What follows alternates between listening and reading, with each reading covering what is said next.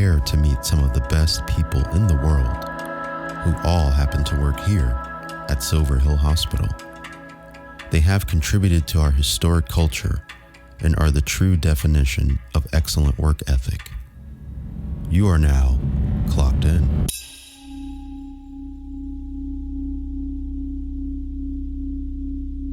Welcome to our new show. It's called Clocked In here on Silver Hill Radio. I am the host, at least the host for now, or one of the hosts, Chris Brewer. And this show is a little bit of a pivot from our usual content. So what we do on this show, Clocked In, is we focus on the employees here of Silver Hill. They could be doctors, they could be housekeeping, it could be techs, whoever contributes to Silver Hill. We want to focus on the show. And that's sort of what we did years ago. Like we were talking about the nursing stories, where we had a few nurses come in and sort of explain their journeys and how they got to Silver Hill.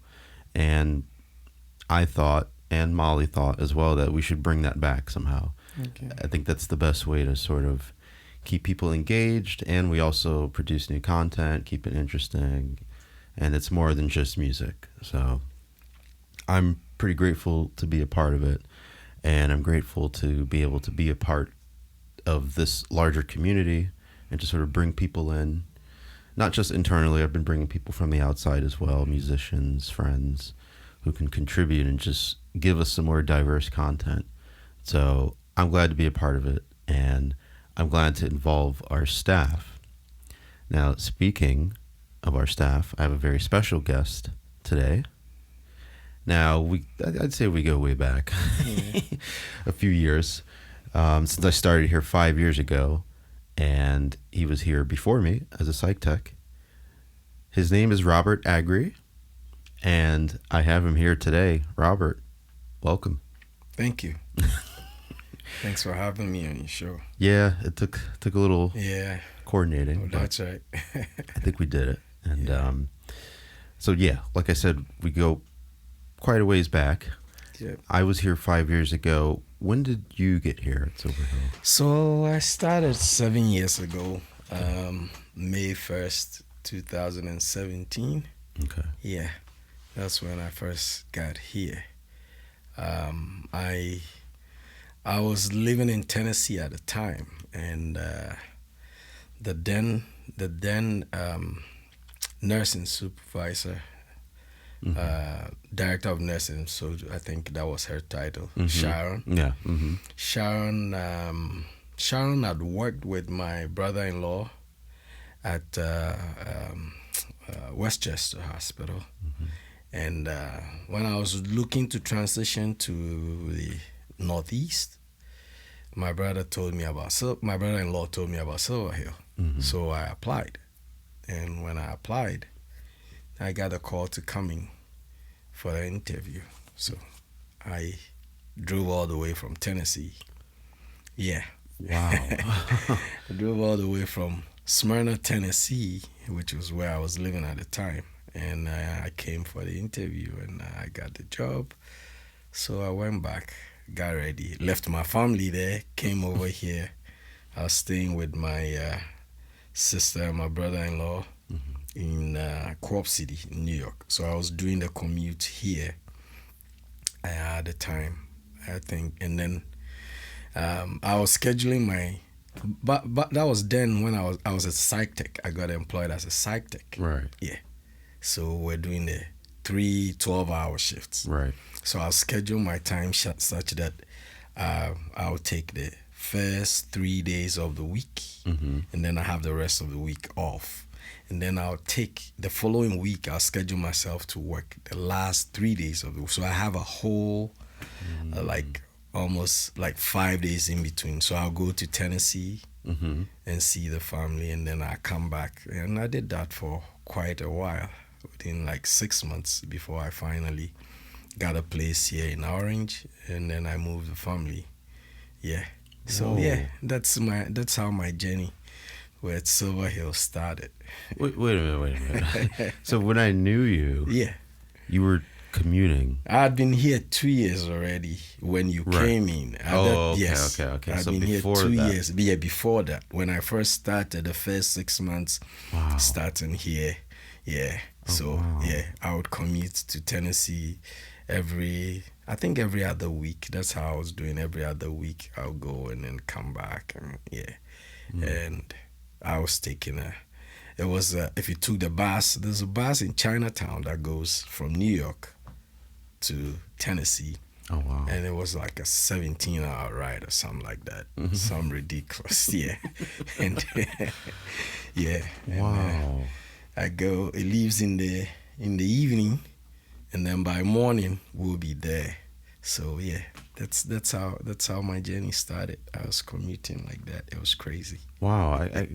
Well, luckily, the schedule here is kind of flexible. Oh yeah, at that time, the 3 12-hour shifts, as psych techs. Right. So yeah, it was kind of flexible like that. And once they knew that I had family in Tennessee, I was being accommodated like Wow. that. They understood why I was scheduling myself like that, and it kind of worked out. Yeah. Yeah.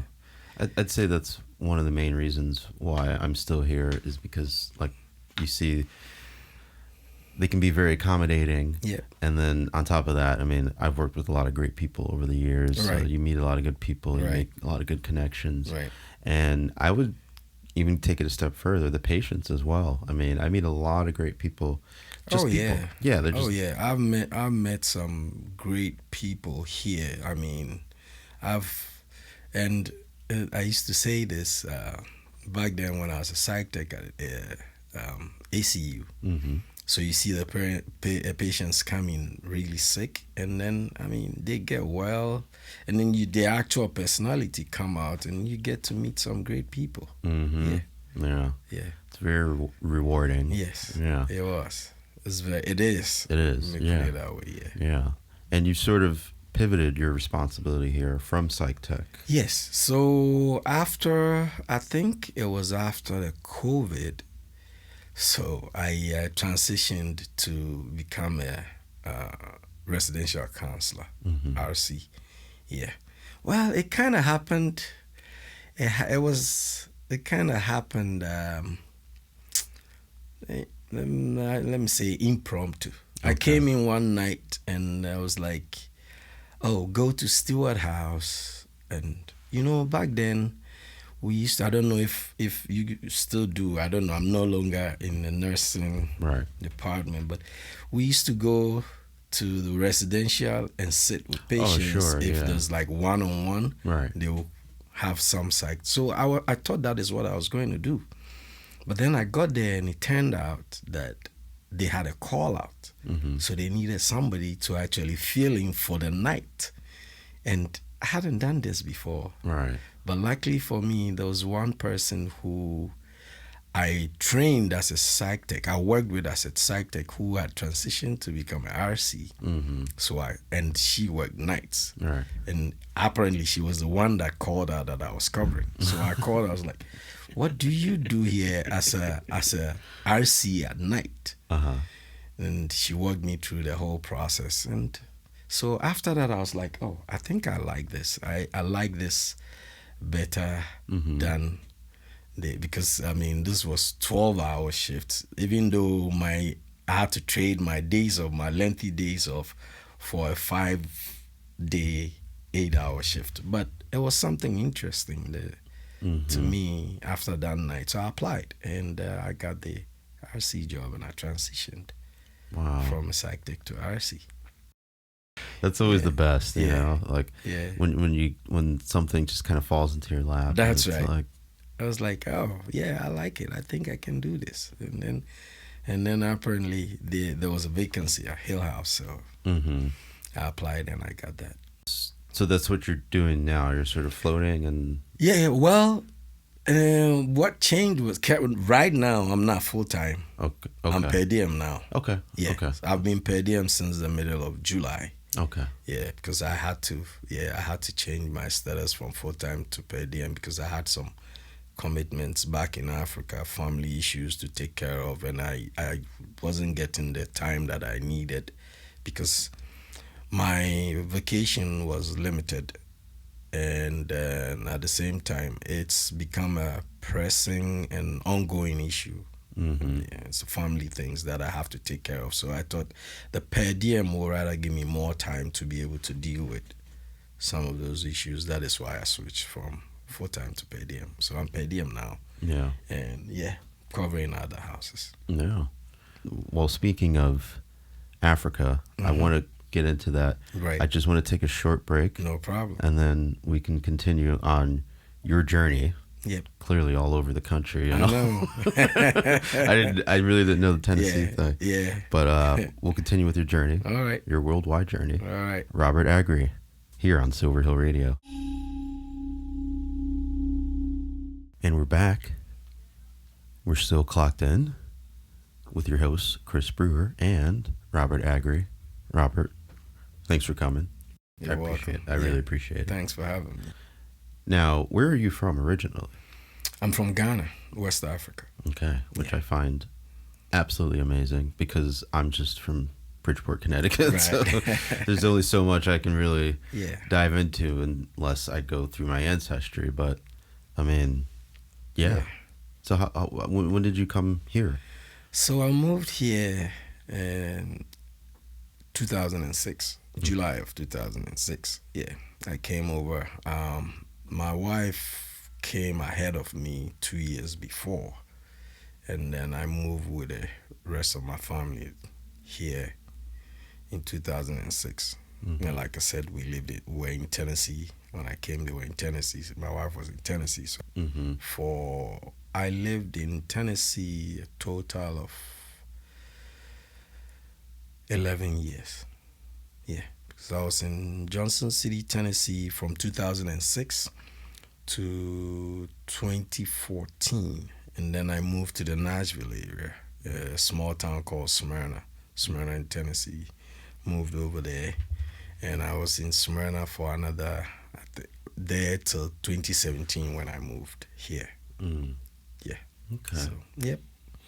And I mean, I've never been to Tennessee, but I hear sort of down south there's a lot of nice countryside. It's a nice place. Yeah. I mean, that's my American hometown. Right. Johnson City is my American hometown. I'm from Tennessee. That's what I tell people.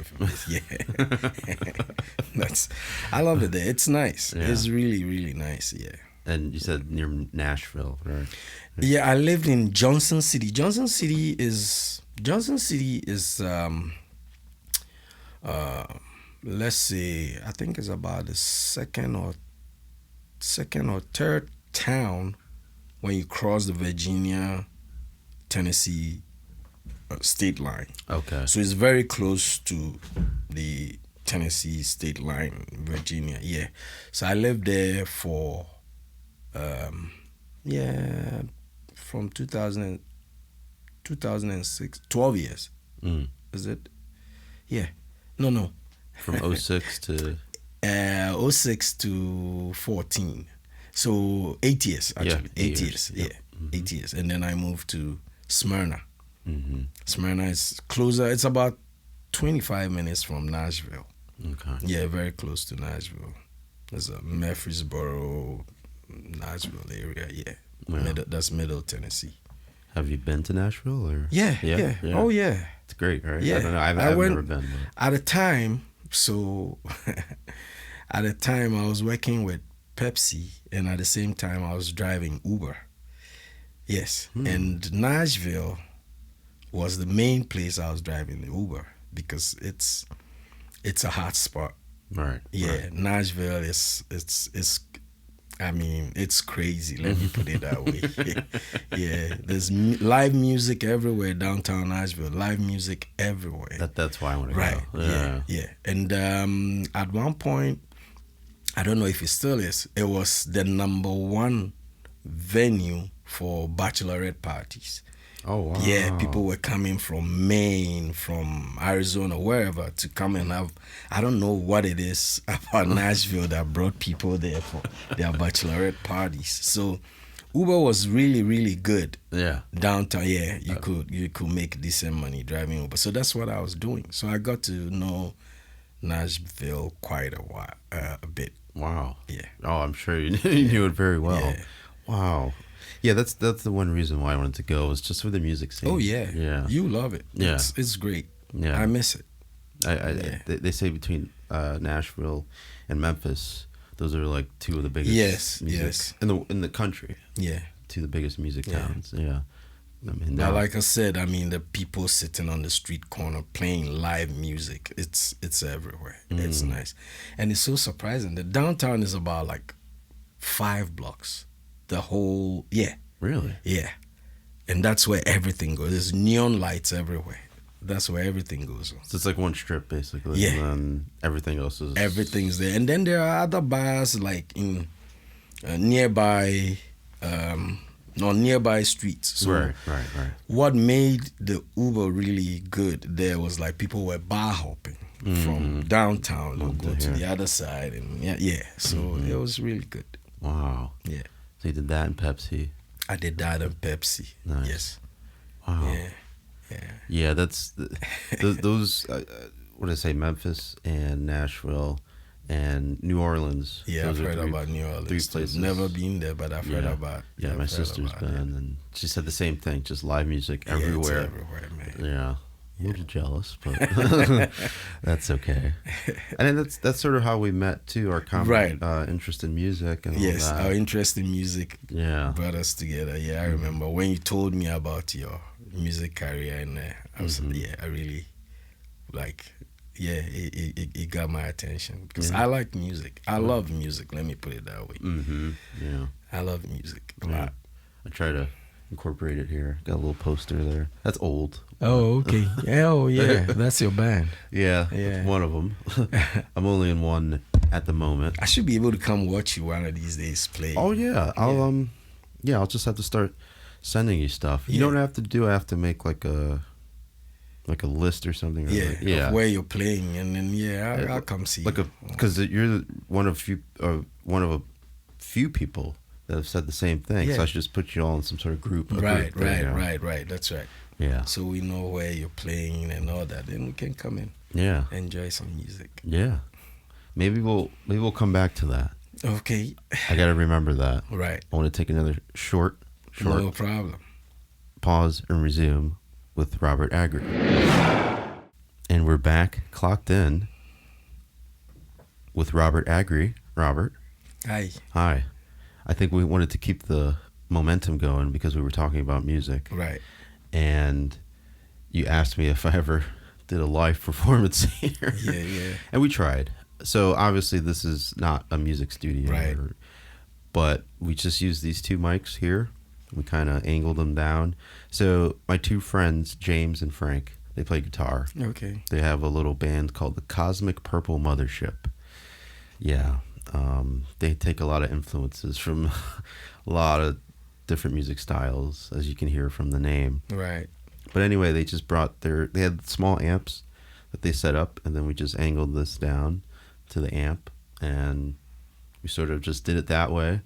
And you asked if I brought my saxophone here, and I thought about it, but it's really loud, so I didn't want to do it. That's right. That's right. I understand. Yeah, so I brought a digital sax. Right. So it's, like I said, it's a wind synthesizer, and I just played it. It has a little speaker on it, or it can come out, or you can plug it in here. But I just played it from the speaker into that, and we had a little jam session. That's right. And it was so much fun. Nice. And luckily with this unit, as you can see, it can handle 10 inputs. So the potential is there to do a live recording or a live. You just need to soundproof this place a little bit so that the sound doesn't get out, and then you can do whatever here. Yeah, and then just have a little, well, not even more room. We don't even need more room. Just push everything back a little bit and push this back. Yeah, I think that's the ultimate goal.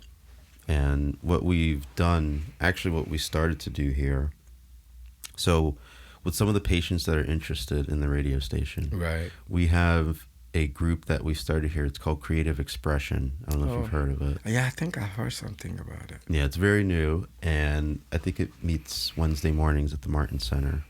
And for the TLP patients, whoever's interested, they come, and if they have any kind of talent they want to share, or singing, comedy, poetry, anything, they can share it. It's like a safe space to share. And Peter Clark usually runs it. Right, okay. And we try to have some representation from Silver Hill Radio. So I've been to one, Molly's been to one, and then our other producer, David, he's been to a couple. Okay. So we've had a few patients become interested in recording. So we do have, the same process, they consent to it, and then they can record a song of their choice, original, cover song. And we've had a few just, bring a guitar, and we just do this, we sing, and, they sing. They sing, right. And I just, facilitate it. So now they're able to do that. And then we, after the process, we can email it to them. So now they have that. That's cool. That's kind of like therapeutic for them. Exactly. And I don't think we realized it at first. And then one of the patients, he said, right after we were done, he was like, "This made my day." Yeah. And I was like, yeah, I can imagine that. They feel better. Mm-hmm. Yeah. Man. That's cool. And not even just the, the music part of it, but just, being able to connect. Yeah. Yeah. And express themselves. Mm-hmm. Yeah. That's cool. Yeah, and that's part of what I hope to bring here. So, like I told you, I'm studying music therapy, right. And that's literally recreative therapy. There's different aspects of it, but what we did was basically just recreating something, right? And then through that process, he was able to, kind of, adhere to certain structures or focus on breathing and right. singing and, all that stuff. Mm-hmm. I mean, it's all stuff that we already know, but really just diving into the specifics of it. And you even mentioned the expression. Right. Everybody expresses things differently. Differently, that's right. And it sometimes yields a different result. So you have those singers like, I think about like Adele and Aretha Franklin. Mm-hmm. Through their singing, they expressed differently, and it created a different, unique sound that people love to this day. Right. Yeah. That's what we were talking about too with Dr. Bernstein. Just a lot of our favorite artists are very unique. Mm-hmm. They're not like your typical pop star. There's something about them, the look, the voice, maybe the talent, the name, there's something about them that makes them stand out and last. Right. So that's cool. I don't know if you have any favorite unique artists that come to mind. Favorite? Well, I mean, and like I said, I love music. And when I say I love music, my taste in music cuts across. Mm. So, but I've been I'm a major Bob Marley fan. Oh, yeah. Yeah. Oh. You know that. I'm a major Bob Marley. Even yesterday I was at a concert. Were you there? Yeah. I was there too. I was there. I was right there with the Bob Marley's children. The Legacy. The Legacy tour. I was there. Yeah, I was there. It was a last minute thing. A buddy of mine had 2 extra tickets. And I've been contemplating buying the ticket. So I bought the ticket. Today's what? Thursday. I bought it on Tuesday. Oh, wow. Yeah, I bought the ticket on Tuesday. I've been contemplating. I was like, okay, I don't have anything doing on Tuesday. I'll go to the concert. So I just bought a ticket. Was it a great show? It was. I mean, I've seen them perform before. I've seen them perform, a number of times. The first time I saw them was a long time ago. I think it was somewhere around 1989. Mm-hmm. They were very young. They came to Ghana to perform. Wow. Yeah. At that time, it wasn't all of them. Okay. It was Rita Marley's kids. So Ziggy, Steven, and their sisters. Okay. And they came with their mom to perform. And then I saw them again in 2006 before I left Ghana. They celebrated Bob Marley's birthday in Ghana. They did 2 concerts, 2 cities. I went to them both. Wow. Yeah, it was amazing. And they brought a whole lot of musicians with them. It's not just the brothers. It was the brothers, their mom, and a whole lot of reggae like seasoned reggae musicians like Culture and all. Oh, yeah. Yeah, it was a huge show. Wow. It was a huge show. I can only imagine. I think Jimmy Cliff was there. It was Culture. There was Steel Pulse. There was Aswad. You know who Aswad is? No. but Okay, sounds familiar. it's a old reggae band. Uh-huh. And there was what's their name? Yeah, I mentioned Steel Pulse. Steel Pulse were there too, and some other Chakademas and Pliers. It was a Wow. yeah. They all came to celebrate Bob Marley's birthday, so I watched the show in the capital, which is Accra, which was where I was living at the time, and then I traveled with them to the next major city in Ghana, which is Kumasi. They performed there too, so I watched them both. So music is kind of like, and my father got me into music. I started appreciating music at a very young age because my father also was like that. He plays all kinds of music. Nice. Jazz, classical, reggae. Back then we have Ghanaian music, which back then the genre was high life. It's called high life. Look into it, high life music. That is the music that gave birth to Afrobeats. Yeah, it was before even. Yeah, I've seen Fela Kuti perform live when I was about 7 years old. So my father took me. So music has been a part of my life. So I don't, like I said, yeah. But I'm the Bob Marley fan. Yeah. The Bob Marley fan. The Bob Marley fan. Yeah, that's me. So oh man, that's so funny that you were there. There were so many people that were there that I didn't know. Yeah. I was up top. We had some cheap seats or something, but wow, it was a powerful show. It was. I got a little emotional at one point, but it was good. And I was, like I said, I was thankful to see. I haven't seen any of them ever. Oh, so this was like I've seen them. I've seen them perform. This is not the first time. I was glued. And even here when I came, I think it was 2 years ago. Ziggy Marley performed in New Haven, College Street. Oh, College Street Hall or something. College Street Hall. Yeah. So, no, it wasn't 2 years ago. I think, yeah, it was 2 years ago. And then this year, early this year. Damian Marley and Stephen Marley performed there, and I went there. I went for that concert too, right there in College Street. Nice. Yeah. So. Wow. I'm missing out. I'm working too much. if there's reggae music, live reggae music going on somewhere, and I have the time, I'll definitely be there. I love some of the best musicians, by the way. I don't know if I told you, my first real band, I was in a reggae band. Oh, okay. I think you mentioned that before. Yeah, I was 19 years old. I was, I didn't know what I was doing, but they already saw the potential in me, and I learned, I studied, I practiced, and let me tell you, even within the band and, the connections they have with other musicians, these are some talented people, man. Like, forget all the other stuff. Like, when it comes to real like roots reggae music, they knew it. Yeah. They did some Bob Marley, but they mainly did other stuff. Like you said, Culture, Burning Spear, Steel Pulse. Peter Torch. Yeah. So I was just sitting here like absorbing it, and I was like, wow, like this is yeah, man. Especially the bass players, they're usually pretty pretty solid. Yeah. Reggae is mainly drum and bass. Yeah. That's it. Yeah. And like you said, there's a lot of, we could do a whole other conversation about the influences of the different music styles that come out of it. You said, you just said it. High life. Yeah. I'm actually gonna write that down. Yeah, write it down. Yeah. High life is when I was growing up, that was the genre that we listened to mainly in Ghana, and it also influenced. Ghana is a very small country, but a lot of stuff go on there. It influenced Nigerians. Nigerians also started playing high life. And it is high life that, transformed into what we know today as Afrobeats. Right. Huh. Yeah. Man, the original Afrobeats. I remember, if you remember, I played something on the unit one time. It doesn't look anything like what they're doing now, but you can see the influence in there.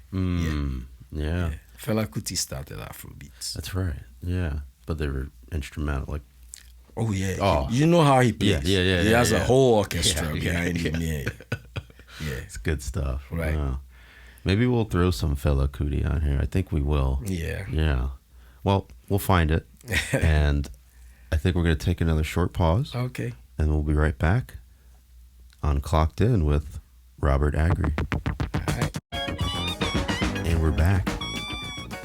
Clocked In with Chris Brewer and Robert Aggrey. Yes. Robert, thanks again. You're welcome. You've been educating me on a lot of things. Music and yourself and your travels. Yeah. We've talked about that. Now, I'm kind of a homebody. It's not my fault. I get that from my dad, but at least I knew where he was, and I could just go to him Right. wherever I went. I know I could always come back to him. So I do like that part of it. But as I get older, I do see the benefits of travel and the experiences. And someone like you has traveled probably way more than me. The furthest I've been is Florida, so that's it. I haven't been to Florida. Oh, really? No, I haven't. Okay. I haven't been to Florida. Yeah.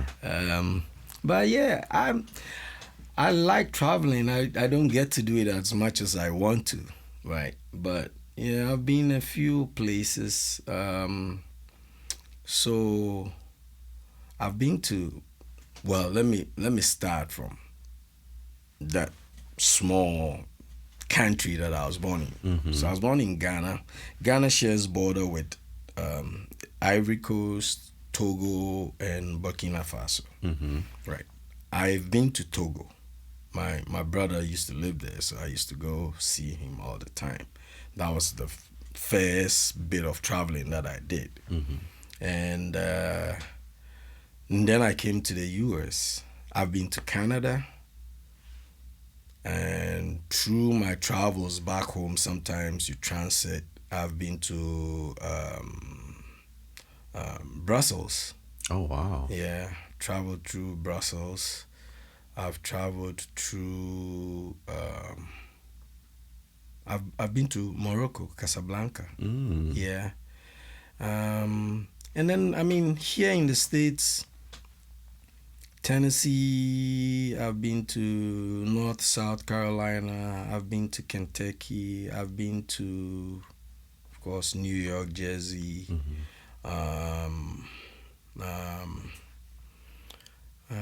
Where else? Maryland. Yeah. Virginia. I've traveled a few states. Yeah. Not a whole lot, but yeah. Certainly more than I. Yeah. And I used to love driving. I'm saying used to because these days, man, even to get in the car and drive from home here, I don't want to do it. But I used to travel a lot. I used to run a soccer team back in Tennessee, and in the summer, we would travel to go play soccer. Mm-hmm. Yeah, so we went to Georgia, went to North Carolina, South Carolina. So every summer, we traveled around. Yeah. And you drove? Yeah. Oh, wow. Yeah. I drove. Was it a soccer team like through a school or was it just like a community? No, so it was a program. My wife was born in Liberia. Okay. So when I came, there was a little Liberia community in Johnson City, Tennessee. And we ran the soccer programs to help the children. Liberia went through a war. Mm-hmm. So majority of those kids were refugees. A lot of them were refugees in Ghana. And then they get to come here. Some of them lived on their own since they were like 6 years old because of the war and all that. So we were trying to do something to help them out. These were traumatized kids, a lot of them were. And their way out was soccer. And then they needed some guidance. So, I played soccer through my high school. My elementary school and beginning of high school. I wasn't too good, so it was like there were better players than me, so I didn't get to play much in high school. Mm-hmm. But then I know about the game. That is my favorite sport. Mm-hmm. So I was helping them, organizing the tournaments from them. We had other guys who were helping with the coaching and stuff. So we did that, and that gave us the opportunity to travel around during the summer. So it was like almost every weekend we had a tournament somewhere. Right. Yeah, Right. and then we hosted some, and people would come. So yeah, we went to all those places playing soccer. Wow. Yeah, it gave me the opportunity to see a lot of these places. I think that's probably soccer is one of the best. I feel like they produce some of the best athletes just because of what's required of the sport to run up and down. It's tough. It's a tough sport. Yeah. You have to be in shape at all times. Yeah. I remember one thing I used to tell Mike. I said, you can be the most skillful person and most talented person, but if you're not fit, if you can play 90 minutes, if you can only, your skills are useless. So it's kind of tough. You have to be properly conditioned. Yeah. I don't know too much about soccer. Cristiano Ronaldo, I think. I just think of him as an example. He's like just always ready to go, fit, like, and he's getting up there in age. I feel like, but right now he is getting up there in age. So he's kind of like taking it easy. Right now he's playing in Saudi Arabia, making a whole lot of money. Oh wow! I didn't even know that. Oh so, yeah. I only know is it Messi here? Messi's here. Yeah. Messi plays for Miami. Yeah. He plays for Miami. Yeah. I watch a few of the games. Yeah. I'm not a fan of the MLS. Okay. Yeah, I'm not a fan of the MLS. I watch the English Premier League because it's more competitive, it's more talented than the other leagues. And then occasionally I watch like the French league or the Spanish league or the Italian league. Those are very, very competitive. Messi came from the Spanish league. Yeah, he played for Barcelona for a while and then played for Paris Saint-Germain, and then he came here. He's up there in age. It's retiring, so he's taking it easy here. That's why he's here. That's right. He's in Florida. I guess that's where you go when you want to just relax and take it easy. Okay. So, Well, I know a little bit about soccer. You know, a little bit. That's one sport I would like to watch internationally. Right. Like go to a game somewhere. Have you ever? And the World Cup is coming here, right? Oh no, I didn't know that. The next World Cup is U.S., Mexico, Canada. Those three nations are hosting it. Okay. So a lot of the games will be played here. Oh. Yeah. Okay. Well, I think it's in 2 years. 2 years. So I have time to save up. Yeah.